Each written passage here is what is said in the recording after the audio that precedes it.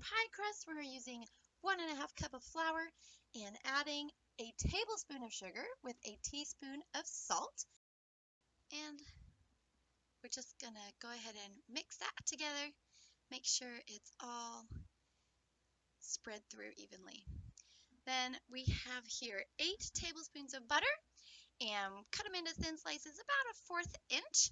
And I'm just going to add about half of them, just kind of here and there, and go ahead and blend those in with the Pampered Chef pastry blender. Just make sure those are mixing nicely with the dry ingredients. All right, so now we're just going to add the other half of our butter slices. Oh, that one is a little bit thick, so I just went ahead and broke it in half. You can put the whole thing of butter in at the beginning if you want to. I just think it's a little bit easier to kind of break it apart like that in half, so you have just more chance to really mix it all in to the dry ingredients.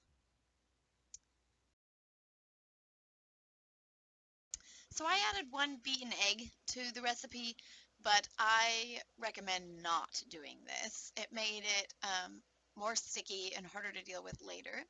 But we do want to add 4 tablespoons of ice cold water. And then I started to mix that together with my pastry blender, which was not a great idea, as you can see. So just go ahead and grab that spatula, and we will mix our wet and dry ingredients together. This takes some time, so just be patient. We really want to make sure that it's all mixed together well.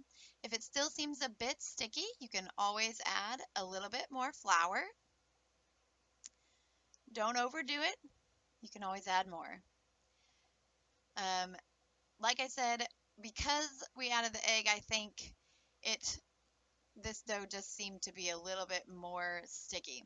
What you want to be able to do is squeeze it between your hands like that without it sticking to your fingers. You want to be able to squeeze it and form it, but not have it stick. So we're just going to keep adding a little bit of flour and squeezing that, mixing that together until we have the right consistency.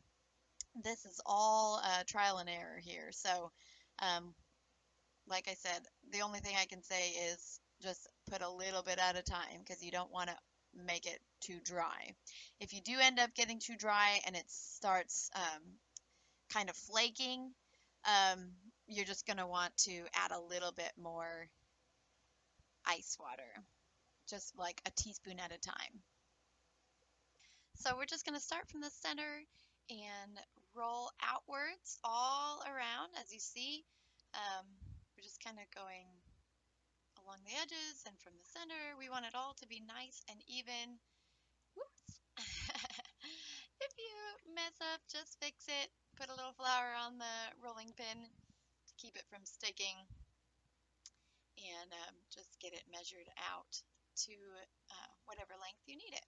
This is a really cool silicone pastry mat that you can pick up, and it makes it easier for transferring the dough into our pie plate.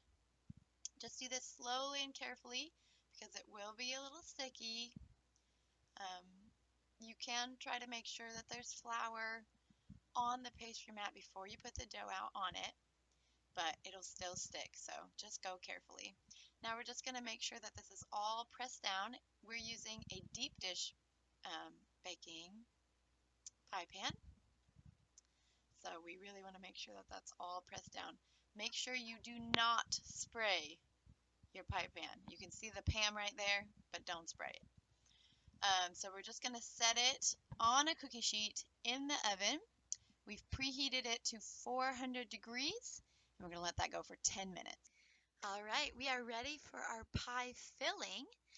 We're going to add 3/4 cup of sugar and 4 tablespoons of cornstarch. I had never even heard of sugar cream pie, so I was really excited to try this. So now we're going to put our saucepan over medium heat. Make sure you have a big enough saucepan for this. And we're going to put in 2 1/4 cup of heavy cream. Now, like I said in the recipe, if you're using a deep dish pie pan, you will want to double this recipe. So we'll just get that all scraped out, and then we're going to put in 4 tablespoons of melted butter, and then we'll just go ahead and get that mixed together. It looks so pretty.